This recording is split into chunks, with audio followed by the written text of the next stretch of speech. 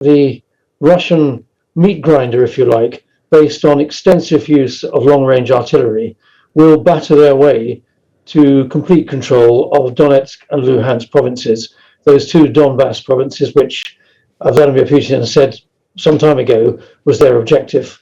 What's your appraisal of how the war in Ukraine is going? Well, Lucy, let's just start with Severodonetsk. I think the Ukrainians have fought an extraordinarily good defensive battle there. But if one's looked at the way the Russian forces have acted, largely surrounding Severodonetsk, it was logical that at some point the Ukrainians, in order to preserve what part of their fighting power they could, should not retreat but conduct a tactical withdrawal. Itself an important phase of war, and that's what they're currently getting on with, because again, lots of reports have been confirming this. The Russians' modus operandi now, after the failed strike on Kyiv all those weeks ago, has been to batter their enemy into submission with long-range artillery, rockets, cruise missiles, and the like. And that inevitably has caused huge casualties for the Ukrainians. And the point has come that where they've made the military judgment that continuing to try and hold whatever they can still of Severodonetsk is going to be to their disadvantage. So they've decided to withdraw and move back to Lysychansk and another defensive position.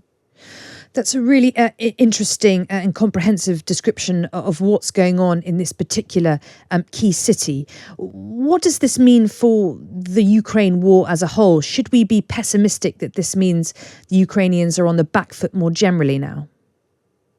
Well, my overall observation on the way this war is going is that the Russians won't win, but the Ukrainians won't lose. Indeed, I go so far as to say, as far as the West is concerned, the Ukrainians must not lose.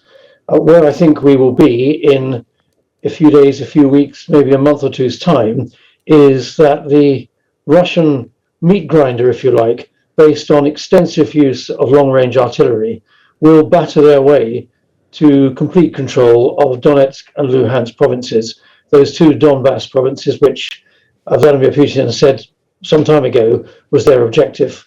I believe they will achieve that objective, as indeed they've achieved the objective previously of linking up Crimea through Mariupol, through the Donbas, and to Russia properly. At that point, I and many others observers think that the Russians will have shot their bolt, the Russians will be exhausted. Frankly, the Ukrainians will be pretty exhausted as well. And Ukrainians will go on appealing to the West for more artillery, for more rocket artillery, for more long-range artillery, for more ammunition, so that they can hold the Russians. And I believe that that's where the movement on the ground is likely to end, with the Donbass almost complete, or probably complete, in Russian hands, that passage from the Crimea in Russian hands. I think both sides will be exhausted. Russia won't have won, but Ukraine will not have lost. And that's when negotiations will have to start. Interesting. And Ukraine will, of course, dominate the agenda when the leaders of the 30 nations that belong to NATO meet in Madrid this week. What can we expect from this summit? Well, I would very much hope to see that G7 nations, just as the EU and NATO have shown, that the G7 nations will show a solidarity with Ukraine. It's really important that the West and all those opposing Vladimir Putin do show great solidarity and speak with one voice. Now, that's easier, I think, said than done. There are voices within the G7 which seem to be playing slightly different tunes. I'll be a little bit careful what I say, but I think the French are saying one thing and perhaps saying something else behind closed doors, and I'm not terribly sure that we approve of that. But I would give full marks on this issue, and I stress on this issue, to Boris Johnson and Liz Truss for supporting Ukraine in a very unqualified fashion, a very determined fashion, as indeed the United States is, and the United States and the UK, but mostly the United States, pouring in lots of artillery and ammunition. And that's really, really important for the Ukrainians. That's interesting. And this concern that some Western governments are now said to be faltering in their support for Kyiv is, of course, linked to the way in which the war is stoking cost of living crises domestically across the continent.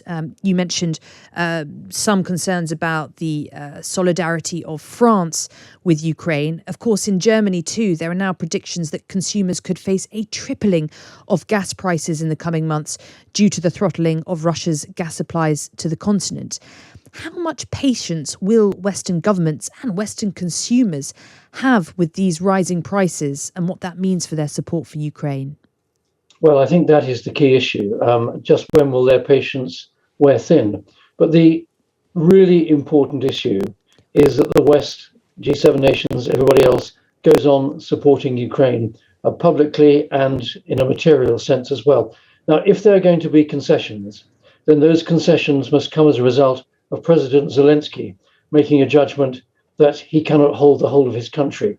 What would be a disaster and a real selling down the river by the west of Ukraine is if the West was to start to put pressure on Zelensky to say, look, sorry, chum, we're trying to support you as much as we can, but we believe the game's up. We've got to make concessions. It may be that at some point in the future, there will have to be concessions, but that motivation, that initiative must come from Zelensky. It must not come from the West, such that he can then turn around. And this would be shameful if he was to turn around at some point in the future and say, well, the West put pressure on me to make concessions. It must come from him. It must come from his judgment. But there is a wider point, and I think the wider point affects the globe, and that is the issue of food and food supplies, particularly to less developed countries.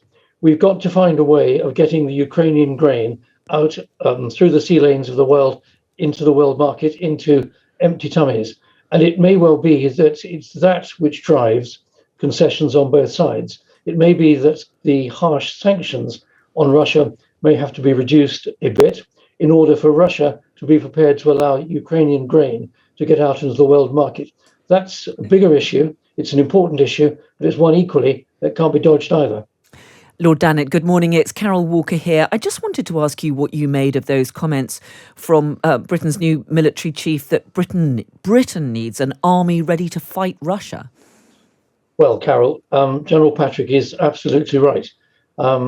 Read your Hansard, I said pretty much the same thing a couple of times in the House of Lords over the last month. The independent review, the integrated review that was published in March last year had global Britain tilting towards the Indo-Pacific, putting a higher priority on our maritime and air forces. And our land forces were very much poor cousin and third in the pecking order. I'm afraid a vicious, brutal land war in Europe changes that. Now, here's a question. Will the government change its priorities within its integrated review? No, I don't think so. Can it avoid spending more money on our land forces? No, it can't.